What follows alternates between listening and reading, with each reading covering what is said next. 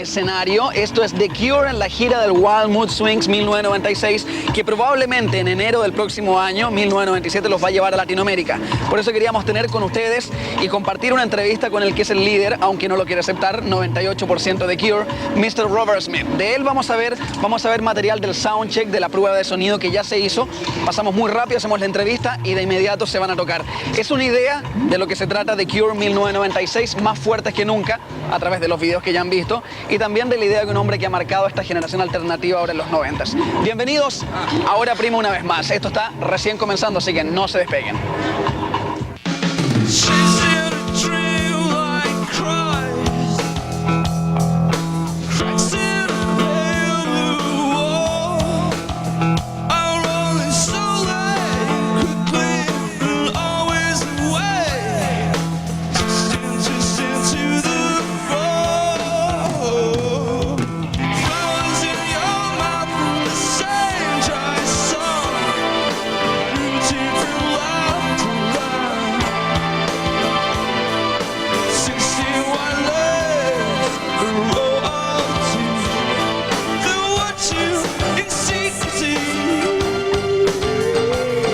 En Hora Prima con un invitado que no merece, la verdad no habría por qué hacer una presentación de Robert Smith, el hombre clave de The Cure.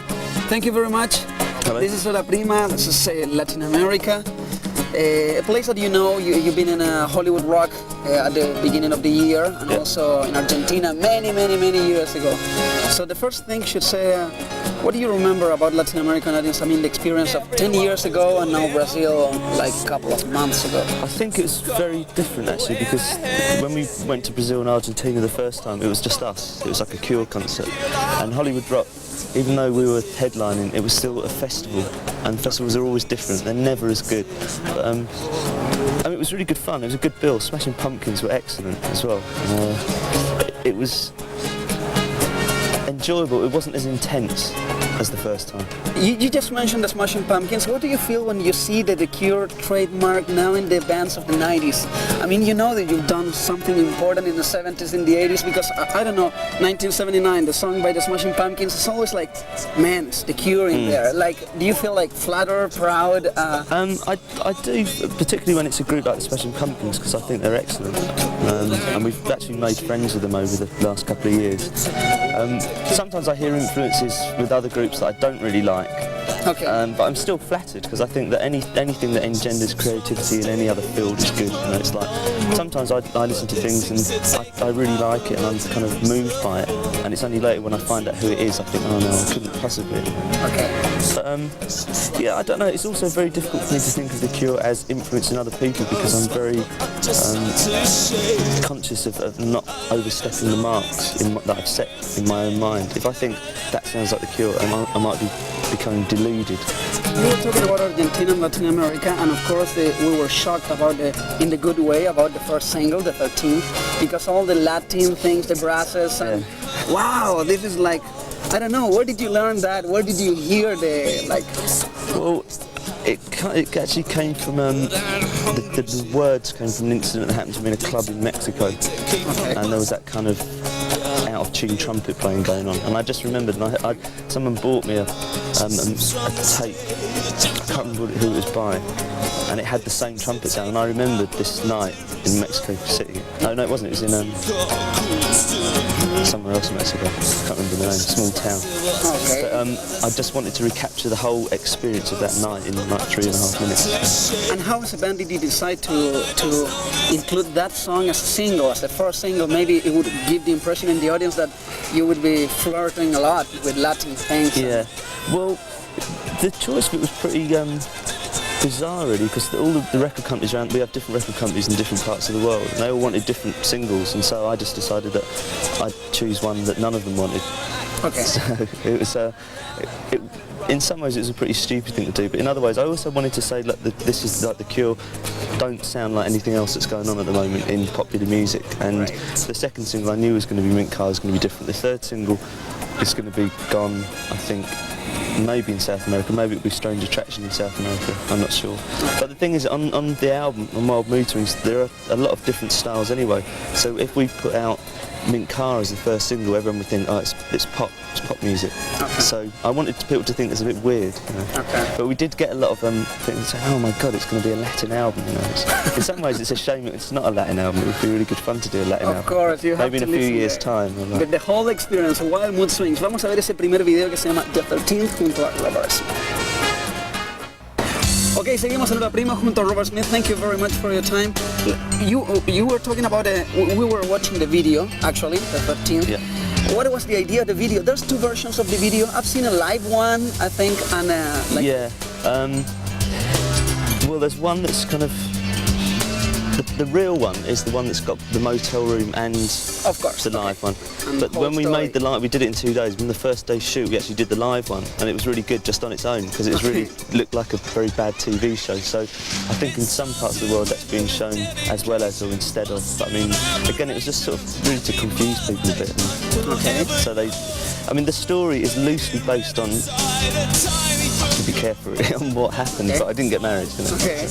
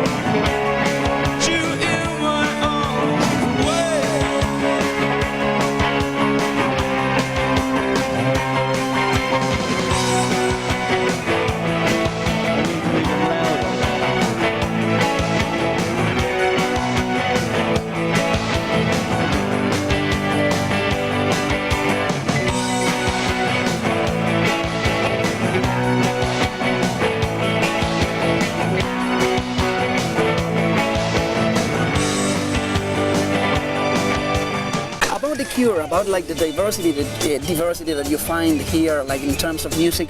What's the distance between a song like, I don't know, like the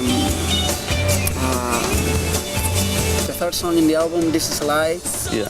and Mint Car, like a very darky, like, and a very happy thing. Yeah, I think that probably with this record there are more extremes on the one record than ever before.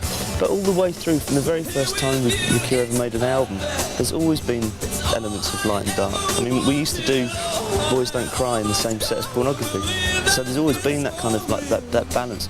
It's just it's very strange that we're probably one of the, if not the only group in the world that isn't allowed to have both. People want us either to be a pop group or to be doom and gloom, but we can't be both. But I mean, like tonight on stage, we'll be playing for like 2 and 3/4 hours, and we'll cover everything. Tonight we'll play Boys Don't Cry, we'll play songs from Disintegration, we'll play songs from Wild Mood Swings. I mean, we're covering like the whole history of the group, and there's a lot of diversity. Even with Disintegration, everyone thinks that's a really dark album, but it's got love song on it, and it's got lullaby on it, and they're quite kind of like happy pop songs. So I think this is a bit more obvious, Wild Mood Swings, because it does jump around from like song to song. But it really depends on what I want to say. If I want to do a happy song and be happy, then. So the whole atmosphere of Wild Mood Swings, it feels like you try to have maybe more fun in the studio, maybe trying to take it easy as a game, like whatever the new band, the lineup. I think there was there were days and there were moments when it was more intense than I've ever experienced in recording an album, The Cure. But even in the most intense periods, it was still really, really good fun. And that's the difference. It was the most fun record that I've ever made, ever. And I think it does show. You can kind of hear everyone's having fun. But it's not a kind of stupid record. I mean, it was supposed to be, that's why we've got like the roller coaster and stuff. That my idea for what the album should be like was like a roller coaster ride, on a very old, dangerous roller coaster that you weren't quite sure if you were going to get up alive. So. Ok, vamos a ver otro de los videos y en el fondo el segundo single de este álbum Wild Mood Swing. Esto es Mint Car, mientras también tienen una idea de cómo se ve antes de empezar un show de The Cure. Chequen esto, Mint Car. Bueno, seguimos en hora prima para hablar un poco más acerca de este disco. Esto es lo importante. Robert, what's the meaning of this? This is the artwork. And I collect tin toys from China. Okay. And they're always marked on the box unsuitable for children, and that appeals to me because they're toys that children can't play with, because they've got very sharp, this is like metal, and if you touch it, it like cuts you. Okay. And it was just again that sense of something that's very bright and colourful and attractive is actually quite dangerous, and that's what I wanted The Cure to be. Okay. The Cure still has the edge. How do you explain that, for instance, in this old transition from the 80s to the 90s, many bands were like, out, and The Cure is still like attracting alternative, modern audience. How do you explain that? I think the two main reasons are, one is that there's a sensibility that exists within the group, that we only do what we want, and I think that people really do admire that. Even if they don't like the music sometimes, they can appreciate that whatever we do, we're doing because we want to do it, and we don't kind of follow whatever else is going on. I mean, that's often the criticism of The Cure, is that we don't sound fashionable, but I'd hate to sound fashionable. Okay. And I think the second part is really that we like good songs. It seems pretty stupid, but it's like if we didn't have good songs, then no one would be interested. So it's I mean, I don't know. I never worry about whether I'm ever going to write another song again or not. But I never have. If I do, I do, and if I don't, I don't. And it took 4 years for me to have enough songs that I thought were good enough to do another Cure album, because I thought that the Wish album and the Show album were going to be the last things The Cure ever did. I thought we were going to stop for good. But I reached a point where I wanted to make another record, and as long as it's always that I want to make a record and not that I have to make a record or that I think I should make a record, I think that we'll probably always kind of connect with people, because I feel like I want to do something, I want to create something, and I want to like touch other people. And the live albums like Paris and Show were like transition while you were waiting for deciding? Well, the reason why they were made was because I thought that was the end of The Cure, and I wanted like a kind of a testament, a record to what we've done. But I'm glad it wasn't the end of The Cure. Of course, I'm glad too.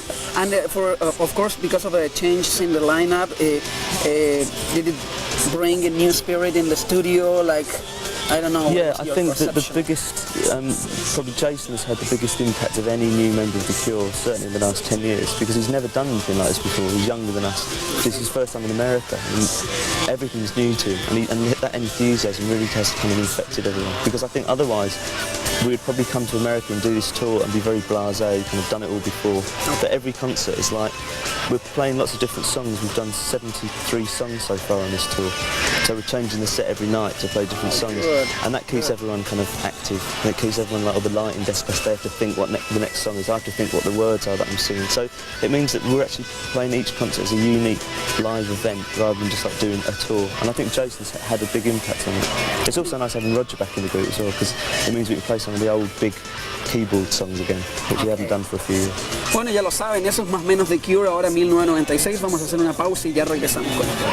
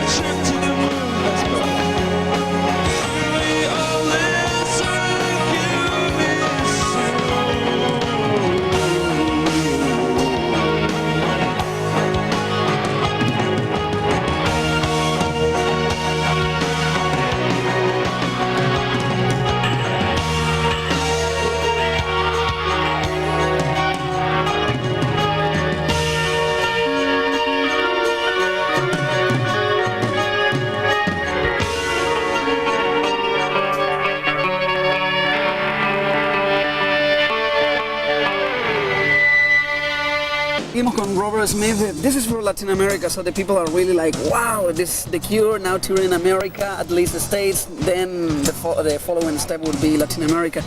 What are you gonna do with the hockey T-shirts in Latin America? Although I mean, hockey is not a popular sport in Latin America. Football maybe? I'll be wearing football shirts, yeah. Okay. The trouble is that with football shirts, like the passions run much higher. And there's always two teams in one city, and if I wear one shirt, then I'm going to be hated by the other. So it's like, in America, there's only one team, per city, so it's much easier. It's a bit of a cheap ploy, this, to get around the audience, who wear the champion shirt and say, oh, I love hockey. I have no idea what hockey even is. You're a football fan. I'm a football fan, a soccer fan, yeah. Thank you very much for your time, Robert, Okay, and we're in your team. We're in The Cure, okay?